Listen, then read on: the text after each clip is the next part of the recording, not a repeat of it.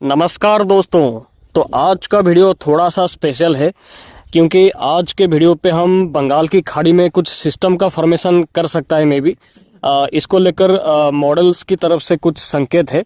तो वो सिस्टम का फॉर्मेशन जो बंगाल की खाड़ी में करेगा वो कब कर सकता है और प्रोबेबिलिटीज और मॉडल का सिग्नल क्या है इसके ऊपर डिस्कस करेंगे। और इसके साथ 15 दिन का जीएफएस मॉडल का हिसाब से भारत के हिस्सों पे बारिश का कंडीशन 15 दिनों पे कैसा रह सकता है उस पर भी नज़र डालेंगे।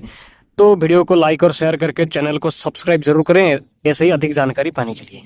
तो दोस्तों आज है 27 मार्च और ये जीएफएस का मॉडल है। यहाँ पर हम देखेंगे आज से लेकर पूरे 11 अप्रैल तक का फोरकास्ट के बारे में और जो बंगाल की खाड़ी में सिस्टम का फॉर्मेशन कर सकता है उसको भी देखेंगे। तो मॉडल के हिसाब से हम देखेंगे तो अभी तो एक पश्चिमी विक्षोभ का कंडीशन एक्टिव है। इसके चलते वेस्टर्न हिमालय रीजन के सभी हिस्सों पे लगातार बारिश की गतिविधियां जारी रह सकता है कम से कम 28 मार्च तक। उसके बाद बारिश का एक्टिविटीज उत्तर भारत के जो पहाड़ी हिस्सों पे कम हो जाएगा और अरुणाचल प्रदेश के हिस्सों पे लगातार बारिश की गतिविधियां थोड़े बहुत हिस्सों पे जारी रह सकता है कम से कम 2 या 3 अप्रैल तक। उसके बाद उत्तर पूर्वी भारत के हिस्सों पे कुछ बारिश की गतिविधियां बढ़ सकता है कम से कम 5 अप्रैल के बाद से। और मॉडल का सिग्नल के हिसाब से हम देखेंगे तो भारत के बाकी राज्यों पे तो 5 अप्रैल तक कोई भी बारिश का आशंका और नहीं है और भारत के सभी राज्यों पे मौसम मोस्टली साफ और सूखा ही रह सकता है और गर्मी का प्रभाव बहुत ही ज़्यादा रह सकता है भारत के अधिकांश राज्यों पे दिन के टाइम पर और रात के टाइम पर भी। लेकिन दोस्तों बंगाल की खाड़ी में एक सिस्टम का फॉर्मेशन कर सकता है। आप यहाँ पर स्क्रीन पर देखेंगे तो ये देखिए कम से कम 31 मार्च के बाद से यहाँ पर दक्षिणी चीन सागर से एक सिस्टम बंगाल की खाड़ी में आने को लेकर कुछ मॉडल की तरफ से सिग्नल है। तो ये सिस्टम क्या है उसको थोड़ा सा देखेंगे तो आप ये मैप को देख सकते हैं। ये फिलीपींस सी के आसपास में एक सिस्टम सक्रिय है जिसका नाम है इन्वेस्ट 96W। ये फिलीपींस के दक्षिणी हिस्सों के आसपास में एक लो प्रेशर का सिस्टम के रूप में अभी एक्टिव है और ये सिस्टम का कोई खास सिग्निफिकेंट इंटेंसिफिकेशन की आशंका नहीं है अगले 72 घंटे के दौरान तक। लेकिन ग्लोबल मॉडल्स के हिसाब से ये सिस्टम पश्चिम दिशा में ऐसे आगे जा सकता है और फिलीपींस सी को क्रॉस करने के बाद ये दक्षिणी चीन सागर पे एंटर कर सकता है और मे भी थोड़ा सा इंटेंसिफाई भी कर सकता है। आप ये एनसेम्बल ग्राफ को देख सकते हैं। ये ECMWF मॉडल का कुछ मेंबर्स का ये ट्रैक है।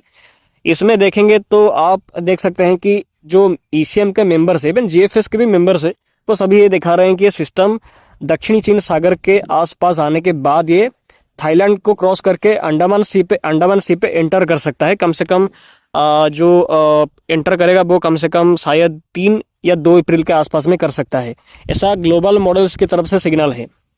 लेकिन दोस्तों एक्चुअली प्री मानसून पे ऐसी एक्टिविटीज नॉर्मली होता नहीं है। ये सब पोस्ट मानसून के दौरान ही देखने को मिलता है। प्री मानसून पे ऐसा कंडीशन का होना काफी ज्यादा अनयूजुअल माना जाता है क्योंकि ऐसा एक्चुअली होता नहीं है कि प्रशांत महासागर से प्री मानसून के दौरान कोई सिस्टम आ जाए और आके स्ट्रांग हो जाए। ऐसा यूजुअली पोस्ट मानसून अक्टूबर से दिसंबर के दौरान ही होता है।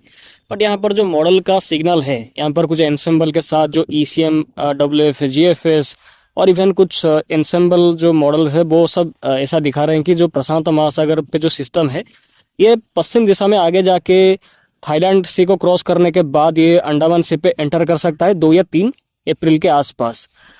बट एक्चुअली ऐसा होगा कि नहीं इस पर अभी क्लैरिटी नहीं है। मेरे हिसाब से अगले 72 घंटे के बाद जाके इसके ऊपर थोड़ा सा क्लैरिटी और बढ़ सकता है। लेकिन अगर ऐसा हुआ, अगर बाई चांस ये सिस्टम थाईलैंड सी के आसपास में आया और क्रॉस करके अंडमान सी पे एंटर किया तो शायद एक एंटर करने के बाद काफ़ी तेज़ी से कमज़ोर हो जा सकता है और मे भी 3 अप्रैल के आसपास या अंडमान सी पे आज सर्कुलेशन के रूप में ही एंटर कर सकता है। उससे ज़्यादा इंटेंसिटी पे एंटर करने की संभावना बहुत ही कम है और उसके बाद ये तेज़ी से कमज़ोर भी हो जा सकता है। लेकिन ECMWF का जो कॉन्फिडेंस है वो थोड़ा सा ज़्यादा है। वो बार बार ऐसा संकेत दिखाने की कोशिश कर रहा है कि सिस्टम बंगाल की खाड़ी में आने के बाद साइक्लोनिक स्टॉर्म का भी रूप ले सकता है। आप यहाँ पे मॉडल का फोरकास्ट को देख सकते हैं लेकिन इसका आने की संभावना बहुत ही ज़्यादा कम हो सकता है क्योंकि प्री मानसून पे यूजुअली ऐसा एक्टिविटीज़ होता नहीं है, काफ़ी ज़्यादा अनकॉमन है। लेकिन फिर भी अगर सिस्टम एक सर्कुलेशन के रूप में अंडमान सी पे 3 अप्रैल के आसपास में एंटर करता है तो इसके असर से भी अगर कमज़ोर होके भी एंटर करेगा तो भी इसके असर से अंडमान निकोबार आइलैंड के हिस्सों पे भारी बारिश हो सकता है 3 से 5 अप्रैल के दौरान। लेकिन अभी के हिसाब से भारत का जो पूर्वी तट है यहाँ पर कोई खतरा नहीं है, ना ही कोई इम्पैक्ट पड़ने की संभावना है। जो पूर्वी तट या बांग्लादेश या म्यांमार के हिस्सों पे कोई भी अभी के हिसाब से, अभी का जो फोरकास्ट मॉडल का है उसके हिसाब से कोई भी खास इम्पैक्ट पड़ने की संभावना नहीं है, क्योंकि बंगाल की खाड़ी में सिस्टम कमजोर हो जा सकता है अभी का फोरकास्ट के हिसाब से। लेकिन अगर इसका फॉर्मेशन का चांस या जो प्रोबेबिलिटीज ट्रैक, इसमें कोई भी चेंजेस होता है, अगर ज़्यादा से ज़्यादा मॉडल इसका सपोर्ट में आते हैं, इसका फॉर्मेशन का चांस को मॉडल की तरफ से और ज़्यादा स्पष्ट किया जाता है, तो हम आपको जानकारी देंगे। तो इस पर क्लैरिटी और ज़्यादा अधिक आ सकता है अगले 72 घंटे के बाद, यानी कि अगले 3 दिनों के बाद। और इसके साथ तमिलनाडु, पुडुचेरी, कराईकल, केरला, कर्नाटका, महाराष्ट्र, आंध्र प्रदेश, उड़ीसा, वेस्ट बंगाल, छत्तीसगढ़, ये सभी हिस्सों पे काल बैसाखी, थंडरस्टॉर्म, लाइटनिंग के साथ बारिश का और प्री मानसून एक्टिविटीज़ बढ़ सकता है कम से कम 5 अप्रैल के बाद से। और एक पश्चिमी विक्षोभ शायद 8 अप्रैल के बाद से उत्तर पश्चिमी भारत के साथ उत्तर भारत के राज्यों को फिर से प्रभावित कर सकता है। इसके साथ उत्तर पूर्वी भारत के सभी राज्यों पे 5 अप्रैल के बाद से बारिश का एक्टिविटीज़ में बढ़ोतरी हो सकता है व्यापक हिस्सों पे। तो दोस्तों आज के वीडियो पे दोस्तों इतना ही, फिर मिलते हैं अगले वीडियो में। आप सभी का दिन शुभ हो, धन्यवाद, बाय।